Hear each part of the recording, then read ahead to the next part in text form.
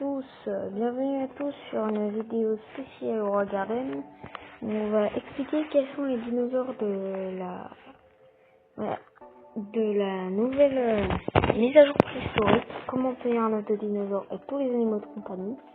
Je vais tout vous expliquer un par un et très précisément. Alors d'abord, je tiens à dire, il y a déjà deux façons d'avoir l'œuf du dragon. Il existe deux façons d'obtenir l'œuf du dinosaure. Alors essayez-les avant qu'il ne disparaisse. Pendant la mise à jour préhistorique, vous pouvez obtenir l'œuf de dinosaure. Alors d'abord, je tiens à vous dire qu'on va pouvoir l'avoir en donnant d'autres pets à ce petit gars. Je ne sais pas comment il s'appelle le PNJ des œufs de dinosaure. Oui, il est pas mal. Bref, il faut lui donner à lui et pendant 1 heure, il va y avoir un petit moment. Alors, pour soit avoir des dinosaures déjà faits, que je vais vous expliquer quels sont les dinosaures, soit vous aurez des œufs de dinosaures pour construire tout ça. Ou aussi, vous pouvez aussi terminer les quêtes depuis le marchand derrière le dinosaure Egg. Et avec ces quêtes, vous pourrez avoir avec de la chance des œufs de dragon. Bref. On peut encore obtenir l'œuf, ça c'est sûr. Et c'est là que je vais vous dire quels sont les pets.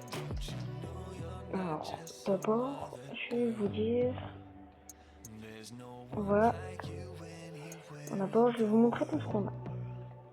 On a d'abord le rapace, qui est légendaire. Il n'y a pas de chance différents encore données dans les eggs. Alors, les fruits de chou. Avec de la chance, les fruits peuvent obtenir la mutation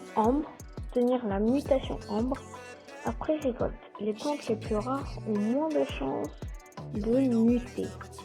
Augmente la vitesse de déplacement du joueur de 14%. Voilà. Alors d'abord, je vais vous dire déjà qu'est-ce que la mutation ambre. Alors bien sûr, la mutation Amber c'est x10 sur toutes les cultures auxquelles il est appliqué. Donc vous voyez par exemple cet avocat, il coûtera 10 fois plus cher que tous les autres autour de lui.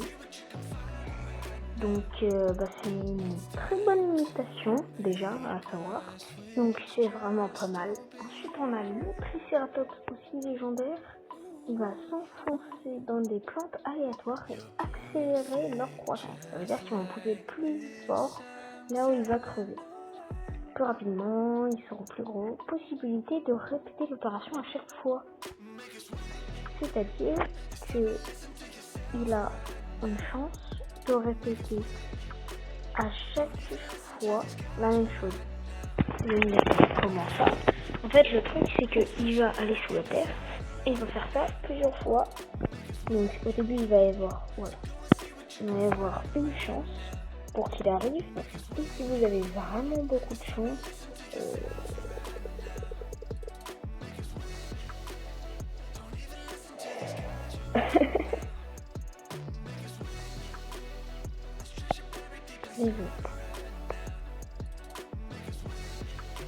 vous pourrez bien sûr avoir le pet qui fera ce petit truc à chaque fois quand il le voudra. C'est-à-dire que du coup, il n'y aura pas une chance sur 3 qu'il le fasse. Non, ce sera une chance sur 1, il le fera à chaque fois. Ensuite, on a le stégosaure qui est légendaire. On va avoir des chances de duplication d'un fruit récolté. C'est-à-dire qu'il y aura une duplication qui se soit peut-être parfois x2, parfois x3, voire même x4, x10, x100. Si vous avez énormément de chance. Bref, vous pouvez avoir pas mal de chance. Les cultures rares ont moins de chances de duplication, mais chance supplémentaire pour les fruits de type préhistorique de se dupliquer. Les fruits nommés préhistoriques ont plus de chances d'être dupliqués contrairement aux autres. On a le ptérodactyle. Il va appliquer occasionnellement la mutation coupe de vent à plusieurs fruits de prince. Coupe de vent c'est x2, mais avec une chance de la remplacer par tordu. tordu, c'est x20. Augmente la hauteur de saut du joueur de 14,18%, ce qui est pas mal. Alors je n'invente pas, je connais les pourcentages parce que j'ai une feuille juste devant moi qui les note. Ensuite on a le brontosaure, le deuxième le plus rare, les familiers, donc les pets, issus d'œufs bénéficient d'une augmentation de leur taille et de leur poids de masse. C'est-à-dire que quand tu vas ouvrir des œufs avec le brontosaure, le poids, la taille et le poids sera plus grande. Donc ce sera beaucoup mieux. Le bonus de taille est maximal à 30% de plus par œuf. Ensuite, on a le maximum, le boss, le T-Rex, divin.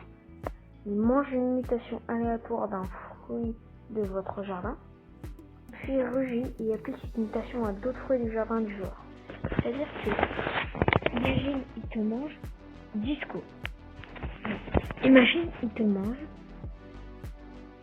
mange arc-en-ciel. Il te bouffe arc-en-ciel. On est d'accord. Oh, mais c'est méchant, il m'a bouffé arc-en-ciel. Mais oui, mais il t'a bouffé arc-en-ciel. Mais il va faire quoi après? Il va aller plus loin. Il va faire arc-en-ciel sur tous les fruits autour de lui, sur 10 pas. Donc imagine, il te vole arc-en-ciel à une strawberry et il te la met sur plein de sugar apple. Voilà pourquoi le fruit est super rare et super bien.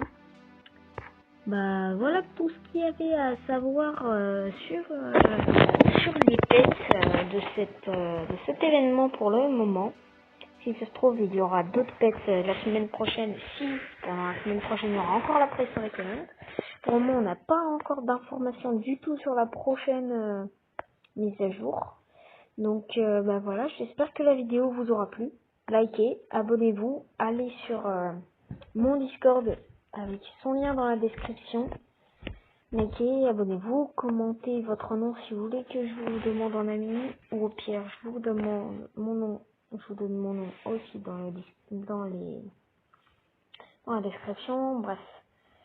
Ciao, au revoir les gars. Ciao ciao.